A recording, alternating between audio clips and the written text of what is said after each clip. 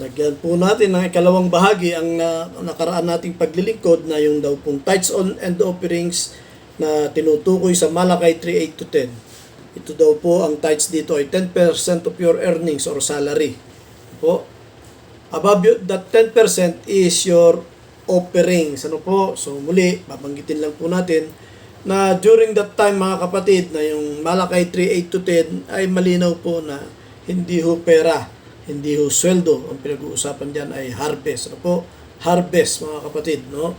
At tatlo yung ikapu, may dadalhin sa templo, may dadalhin sa kamalig, at sa Gates of Israel every 3 years. At yung pong offerings naman ay napakaraming offerings, no? Heave offering, first fruit offering, love offering, sacrificial offering, whatever. Napakarami po nun mga kapatid. So tinitiyak po natin na mismo mga pastor na nangangaral ng doktrinang ito ay hindi po sila po mismo ay hindi nakatutupad sa kanilang ipinangangaral kung gagamitin po ng tama ang salita ng Diyos. At dapat lang po na gamitin nating tama ang salita ng Diyos, lalo na kung tayo ay nangangaral ayon sa salita ng Diyos. At bakit po natin gusto lagyan ng part 2 mga kapatid? Sapagkat isang matandang pastor ang nagsabi na bahagi po ng pangangaral na ito na ang 10% daw po ang tithes ay dapat dinadala sa local church. Ano po? Sabi po niya, this church is my storehouse. Ano po? Ang dahilan, sabi po niya, this local church is my storehouse because this is where I worship. No? Meron pa siyang hand gesture na ganyan. So kung hindi ka po well-versed sa Bible mga kapatid, maniniwala ka. Dahil una, matanda na siyang pastor, yung gawain po ay na baka hundreds of thousands if not millions ang mga members, mga celebrity. Ayoko pong banggitin. Actually, hindi niya sinabing this local church is my storehouse.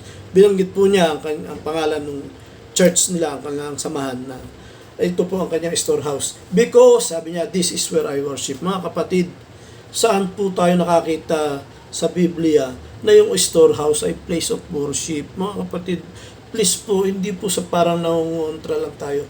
Masyado po tayong ina-underestimate ng mga mangangaral. Hindi po nagwo-worship anywhere in the Bible hanggang sa panahon ngayon mga kapatid. Ang kamalig po ay istakan ng mga seeds, ng mga harvest. Ano po? Hindi po tayo nagwo-worship sa kamalig. So, mali po yung katwiran na this local church is my storehouse because this is where I worship.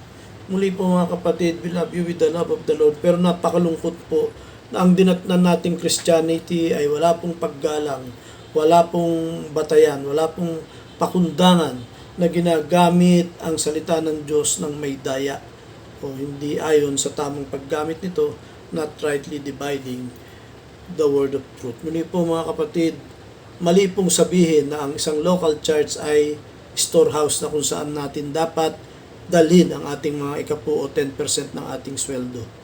So, mali po yun. That is not God's will. So, we rebuke that in the name of God. Ewan ko po mga kapatid kung saan kinuha ng matanda. Siya po he's old enough to be my father. Pero, nalulungkot po ako dahil maraming nagtitiwala, naniniwala sa kanya. Pero tinityak po natin na hindi kalooban ng Diyos na sabihin na yung storehouse ay kung saan tayo sumasamba sa Panginoon. Muli po, we love you with the love of the Lord. Pakishare po upang maiwasan na po ang pandaraya ng mga demonyo. God bless po.